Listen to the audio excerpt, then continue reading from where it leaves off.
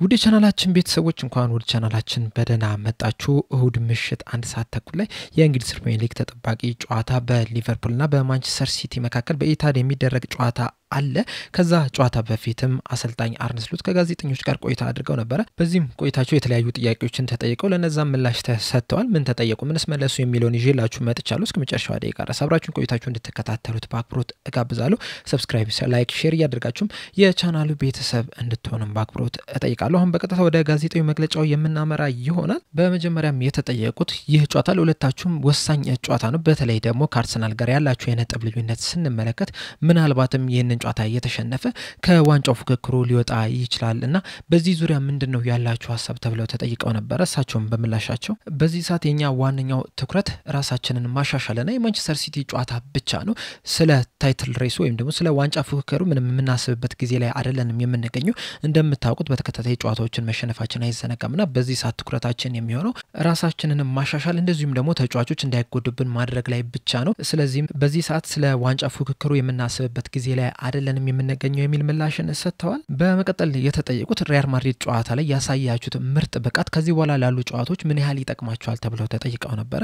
እሳቸው በምላሻቸው በማድሪድና በአስቶን ቪላ ጨዋታ ላይ ያሳየነው ብቃት አላስገረመኝም። ምክንያቱም ከዛ በፊት በተለይ ደግሞ ከማድሪድና ከአስቶን ቪላ ጨዋታ ጋር ተመሳሳይ አይነት አጨዋወትን ከሚጫወቱ ቡድኖች ጋር እንደዚህ አይነት ምርጥ ፐርፎርማንስ ስናሳይ ነበር። ነገር ግን ደግሞ ከዛ በፊት የነበሩትን ጨዋታዎች ስንመለከት ከ10 8ቱ ሲጫወቱ የነበሩት ሌላ አይነት አጨዋወት ነበርና ያ ደግሞ ለኛ ትንሽ አስቸጋሪ አድርጎብን ነበር። ነገር ግን እነዚህ ቡድኖች ከኋላ መስርተው ሊጫወቱ በሚሞክሩበት ሰዓት በጨዋታ መሐልም እንደዚህ አይነት ምርጥ እንቅስቃሴ ስናደርግ ነበር። ነገር ግን የአስቶን ቪላና የሪያል ማድሪድ እንደዚህ አይነት አጨዋወት መጫወታቸው ለኛ ትልቅ ጥቅም ሰጥቶናል። በዛም ምክንያቱም እንግዲህ ምርጥ ብቃታችንን ማሳየት እችለናል። ቀጣይም ከማንቸስተር ሲቲ ጋር የምናደርገው ጨዋታ እንደዚህ አይነት አጨዋወትን ይጫወታሉ ወይም ደግሞ የምንፈልገው አይነት አጨዋወት ይጫወታሉ ብለን እንጠብቃለን። ነገር ግን ደግሞ በዛ ላይ ማንቸስተር ሲቲዎች በጣም ምርጥ ቡድን ናቸውና ጨዋታው አስቸጋሪ ይሆንብናል። ስለዚህም ጨዋታ በደንብ መዘጋጀት አለብን የሚል ምላሽን ሰጥተዋል። በመቀጠል የተጠየቁት በግራ መስመሩ ላይ ነበር። ፍሎሪያን ቪርትዝ በማድሪድ ጨዋታ ላይ የግራ ክንፍ ተጫዋች ሆኖ ነበር መግባት ይቻሉና ከዚህ በኋላ 10 ቁጥር ላይ ይልቅ እዛ ቦታ ላይ ይጫወታል ብላችሁ ተጠብቃላችሁ ወይ? እንደዚሁም ደግሞ አንዲ ሮበርትሰንስ ተከታታይ 2 ጨዋታዎችን ካደረገ በኋላ ለማንቸስተር ሲቲ ጨዋታ መጀመር ይችላል የሚል ጥያቄን ተጠይቀው ነበር። እሳቸውም በምላሻቸው አንዲ ሮበርትሰን በ7 ቀን 3 ጨዋታዎችን ማድረግ ይችላል። በካራባኦ ካፕ ከክሪስታል ፓላስ ጋር በተደረገው ጨዋታ ላይ መጫወቱ አይዘነጋም። እናም በማድሪድ ጨዋታ ላይም ቀይሬ ያስወጣሁት ትንሽ ደከመው ስለመሰለኝ ነው። እናም አሁን የሪከቨሪ ታይም ላይ ነው የሚገኘውና እንዴት ነው ሪከቨር የሚያደርገው የሚለውን ነገር ተመልክተን ለእሁዱ ጨዋታ በቋሚነት ይጀምራል ወይስ ተቀይሮ ይገባል የሚለውን ነገር የምንወሰን ይሆናል። ፍሎሪያን ቪርትዝን በተመለከተ ደግሞ እዛ ቦታ ላይ መጫወት እንደሚችል እናውቃለን። ከዚህ በፊት በባየር ሊቨርኩሰን እያለ 3-4-3 በሚጫወቱበት ሰዓት የግራ ክንፍ ተጫዋች ሆኖ ሲጀምር ተመልክተናል። እንደዚሁም ደግሞ ከዛ በፊትም በ4-3 በሚጫወቱበት ሰዓት ደግሞ 10 ቁጥር ቦታ ላይም ሲጫወት ተመልክተናልና የኛ ዋንኛው ትኩረታችን የሚሆነው በቦክስ አካባቢ እንዲጫወት ነውና 10 ቁጥር ቦታ ላይ የሚሆን ከግራ ክንፍም እየተነሳ ከቀኝ ክንፍም እየተነሳም ቢሆን እዛ ቦክስ አካባቢ እንዲጫወትና ብዙ ቻንሶችን ክሬት እንዲያደርግልን ከዚህ በፊትም እንዳደረገልን ነው የምንፈልገው የሚል ምላሽን ሰጥተዋል። በመቀጠል የተጠየቁት በአሌክሳንደር ኢሳቅ ዙሪያ ነበር። ለእሁዱ ጨዋታ ይደርሳሉ ተብሎ ተጠይቀው ነበር። እሳቸውም በምላሻቸው ዛሬ ከቡድኑ ጋር ለመጀመሪያ ጊዜ ልምምድ መስራት ይችላል። ከ3 ሳምንት በፊት የቀድሞ ውድድር ዝግጅቱን ጨርሷል ብያችሁ ነበር። ከዛ በኋላም ብዙ ሳይጫወት ጉዳት አጋጥሞታል። ስለዚህ በዚህ ሰዓት ላይ ምን ላይ ነው ያለው የሚለውን ነገር በደንብ የመመልከት ያለብን ነገር ነው። ከዚህ በኋላም ትንሽ ጊዜ ያስፈልጋል ብያስባለሁ የሚል ምላሽን ሰጥተዋል። በመቀጠል የተጠየቁት ከዚህ በፊት ኮንሲስተንሲ ወይም ደግሞ ወጥነት ያስፈልገናል ስትሉ ነበርና ማንቸስተር ሲቲን ማሸነፍ ምን ያህል ዋጋ አለው ምን ያህል ጠቀሜታ አለው ይህንን ወጥነት ለማስቀጠል በተለይ ደግሞ አስቶን ቪላና ሪያል ማድሪድን ካሸነፋችሁ በኋላ የምታገኙት ጨዋታ ስለሆነ ተብሎ ተጠይቀው ነበር። እሳቸውም በምላሻቸው በጣም ወሳኝ ጨዋታ ነው ለኛም ለማንቸስተር ሲቲ በጣም አስፈላጊ የሚባል ጨዋታ ነው። ነገር ግን ደግሞ ቀላል ይሆናል ብለንም አንጠብቅም። በፕሪሚየር ሊግ ላይ ከሜዳ ውጪ የምታደርጋቸው ጨዋታዎች በጣም ከባድ ጨዋታዎች ናቸው። በተለይ ደግሞ እንደ ማንቸስተር ሲቲ አይነት ቡድን ደግሞ ስገጥም ደግሞ ምን ያህል ከባድ ጨዋታ እንደሆነ በደንብ የምታውቀው ነው የሚሆነውና ከባድ ጨዋታ ይሆናል ብለን እንጠብቃለን። በዛው ልክም ደግሞ አዝናኝ ጨዋታም ይሆናል ብለን ነው የምንጠብቀው። በሆላንድ እያለ ወደ ሊቨርፑል ከመምጣቴ በፊትም ይሄንን ጨዋታ ለማየት በጣም ነበር የምጓጓው።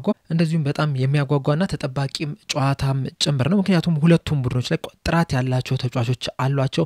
እንደዚሁም ደግሞ ፔፕ ጋርዲዮላ ምን አይነት ጨዋታ እንደሚጫወት ታውቃለህ፣ በጣም አዝናኝ ጨዋታ እንደሚጫወት ታውቃለህና ይህ ጨዋታ ለማየት በጣም የሚያጓጓ ጨዋታ ነውና ምርጥም ጨዋታም እናያለን ብዬ እጠብቃለሁ የሚል ምላሽን ሰጥተዋል። በመቀጠል የተጠየቁት በአስቶን ቪላና በሪያል ማድሪድ ጨዋታ ላይ በምርጥ ብቃት ጨዋታውን አሸንፋችሁ መምጣት እችላችኋልና እንደዚህ አይነት ምርጥ እንቅስቃሴን እንድታደርጉ ምንድነው የረዳችሁ? በተለይ ደግሞ የመሃል ሜዳው ላይ ስንመለከት ግራቨንበርክ፣ ሳቡዝላይና ማካሊስተር በጣም ድንቅ የሚባልን ጊዜን ማሳለፍ ችሏል። ብቻቸውን በየግልም ምርጥ ብቃት ነበር ሲያሳዩ የነበሩት። እንደ ቡድንም ደግሞ ሶስቱም አንድ ላይ በጣም ምርጥ የሚባልን ነገር ሲያደርጉ መመልከት ችለናልና ያ እንዴት ሊሆን ቻለ የሚል ጥያቄን ተጠይቀው ነበር። እሳቸውም በምላሻቸው መሃል ሜዳው ላይ ብቻ ማተኮር ያለብን አይመስለኝም። በእርግጥ እነዚህ ሶስት ተጫዋቾች ባለፈው ሲዝንም አብረው ሲጫወቱ ነበርና አብረህ ስትጫወት ደግሞ በደንብ መግባባት ስችል ጨዋታን ለማሸነፍ ከፍተኛ ጥቅም ይሰጣል፣ በደንብ እንድትናበብ ያደርጋል።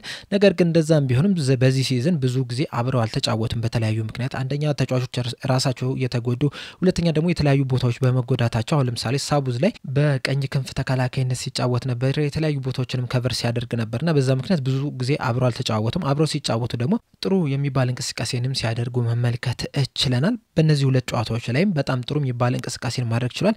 እኔ ግን እንደ ግል ያለኝ አስተያየት ምንድነው ከአስቶን ቪላ ጨዋታ ይልቅ በማንቸስተር ዩናይትድ ጨዋታ ላይ ያደረግነው እንቅስቃሴ በጣም አስደስቶኛል። ልዩነቱ ምንድነው? በማንቸስተር ዩናይትድ ጨዋታ ላይ ተሸንፈናል፣ በአስቶን ቪላ ጨዋታ ላይ ደግሞ አሸንፈን መውጣት እችለናል።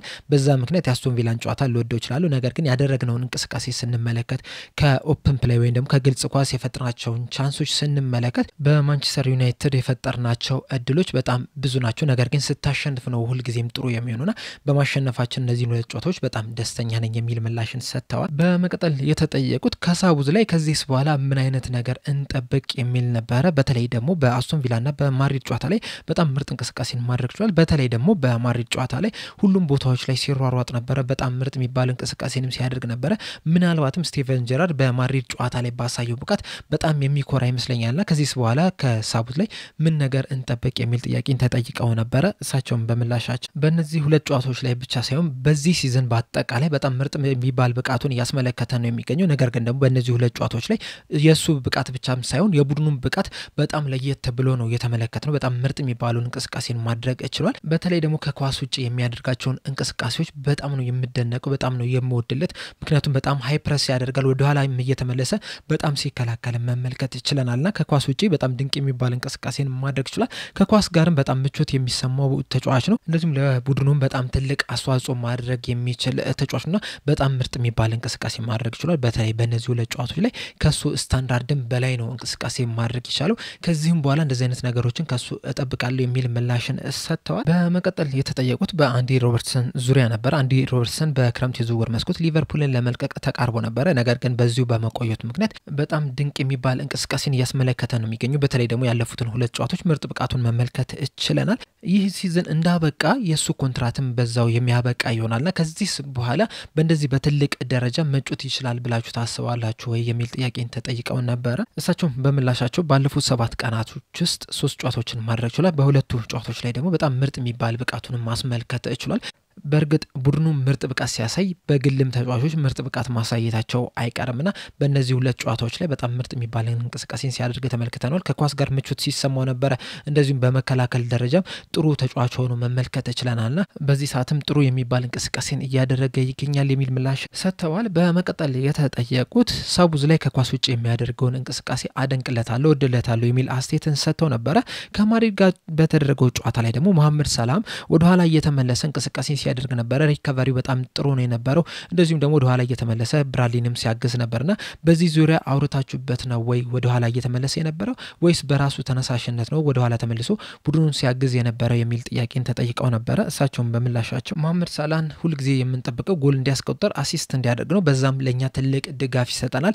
ነገር ግን ደግሞ በመከላከልም ደግሞ ለኛ ትልቅ ጥቅም ይሰጠናል። ምክንያቱም ተጫዋቾች የሚመዘኑት በጎልና አሲስት በማድረጋቸው ብቻ አይደለም፣ ቡድኑን ምን ያህል ረዱት በሚል ራሱ መመዘን መቻል አለብን። ባለፈው ሲዝንም ከማንቸስተር ሲቲ ጋር ባደረግነው ጨዋታ ከጨዋታው በኋላ ፔፕ ጋርዲዮላ የሰጠው ተመሳሳይ አይነት አስተያየት ነበረ። መሐመድ ሰላህ ወደ ኋላ እየተመለሰ ቡድኑን ሲያግዝ ነበር። በዛ ጨዋታ ላይ ጎልም ማስቆጠር ችሏል፣ አሲስትም ማድረግ ችሏል። ከዛ በተጨማሪም ወደ ኋላ ተመልሶ ቡድኑን በመከላከል ሲያግዝ ነበረ። በማድሪድም ጨዋታም ተመሳሳይ ነገርን ሲያደርግ ነበር ወደ ኋላ እየተመለሰ ብራድሊንም ሲያግዝ ነበርና በዛም በጣም ደስተኛ ነኝ ባየሁት ነገር የሚል ምላሽን ሰጥተዋል። በመቀጠል የተጠየቁት በአሊሰን ቤከርና በጀረሚ ፍሪምፖንግ ዙሪያ ነበርና መቼ ሊመለሱ ይችላሉ ተብለው ተጠይቀው ነበር። እሳቸውም በምላሻቸው ሁለቱም ከኢንተርናሽናል ብሬክ በኋላ ይመለሳሉ ብለን እንጠብቃለን። በተለይ አሊሰን ቤከር ከኢንተርናሽናል ብሬክ በኋላ ላለብን የኖቲንጋም ፎረስት ጨዋታ ይደርሳል ብዬ እጠብቃለሁ። ነገር ግን ጀረሚ ፍሪምፖንግ በዛ ጨዋታ ላይ ይደርሳል ብዬ አልጠብቅም። ነገር ግን ከዛ በኋላ ባሉት ጨዋታዎች ላይ የሚደርስበት እድል አለው የሚል ምላሽን ሰጥተዋል። በመጨረሻም የተጠየቁት በሻምፒዮንስ ሊግ 4 የቆሙ ኳሶችን ማስቆጠር ይችላልቻል፣ በፕሪሚየር ሊግ ደግሞ 5 ጎሎች ተቆጥሮባቸዋልና ይህ የሆነበት ምክንያት ምንድነው ብላችሁ ታስባላችሁ የሚል ጥያቄን ተጠይቀው ነበር። እሳቸውም በምላሻቸው ሻምፒዮንስ ሊግና ፕሪሚየር ሊግ በጣም የተለያዩ ነው። አንደኛው የሚለይበት ምክንያት ፊዚካሊ ነው። ምክንያቱም በፕሪሚየር ሊጉ በጣም ረጃጅምና ጠንካራ ተጫዋቾች አሉ፣ ያ ደግሞ አስቸጋሪ ያደርጋል። ከዛም በመቀጠል በፕሪሚየር ሊጉ የእጅ ኳስና ኮርና ኳስ በጣም ትኩረት ይደረግባቸዋል ከሌሎች ሊጎች አንፃርና አንዳንድ ጊዜ የእጅ ወርወራዎችን ስትመለከቱ ከርቀት ቦታ ላይ ሆኖ ቀጥታ ወደ ጎል ነበር የሚወረውሩትና በጣም ትኩረት ይደረግበታል። ያ ደግሞ ብዙ ጎሎች እንዲቆጠሩ ያደርጋል። ከዚህ በተጨማሪም ደግሞ አንዳንድ ጊዜም እድለኞች አልነበርም። ምክንያቱም ተመሳሳይ አይነት ቻንሶችን አግኝተን በሻምፒዮንስ ሊጉ ጎል ስናስቆጥር ነበር፣ በፕሪሚየር ሊጉ ደግሞ ጎል ሳናስቆጠር ቀርተናልና አንዳንድ ጊዜ እድለኛ መሆን ያስፈልጋል። አንድ ማለት የሚፈልገው ነገር ቢኖር እዚህ ላይ ግን ምንድነው እኛ በሻምፒዮንስ ሊግ ላይ ልክ እንደምናስቆጥረው በፕሪሚየር ሊግ ላይም ጎል አስቆጥረን ቢሆን ኖሮ ከአርሰናል ጋር ያለን የነጥብ ልዩነት 7 አይሆንም ነበር። ነገር ግን በፕሪሚየር ሊጉ 5 ጎሎች ተቆጥሮብናል ከቆሙ ኳሶች፣ እኛ ግን ምንም ነገር ማስቆጠር አልቻልንም። ምናልባት ሳቡዝ ላይ በቅጣት ምት ያስቆጠራት ጎል ልንቆጥር እንችላለን። ነገር ግን እኔ የቆመ ኳስ ብዬ የምቆጥረው የእጅ ኳስንና ኮርናን ነውና በእነዚህ ደግሞ ጎሎች እያስቆጠረን አይደለም። በዛ ምክንያቱም ከአርሰናል ጋር ያለን የነጥብ ልዩነት ሊሰፋ ይችላል የሚል ምላሽን ሰጥቷል። በአጠቃላይ አሰልጣኝ አርነ ስሎት ከጋዜጠኞች ጋር ያደረጉት ቆይታ ይሄንን ይመስል ነበር። በሰጡት ጋዜጣዊ መግለጫ ላይ ያላችሁን ሐሳብ እንዳለ ኮሜንት ሴክሽን ላይ በመጻፍ አሳውቁኝ። ለአሁን እኔ እዚህ ላይ ያበቃው። በቀጣይ በሌላ እስከምንገናኝ ድረስ ሰብስክራይብ፣ ላይክ፣ ሼር ማድረግ እንዳትረሱ። ቸር ያቆየን።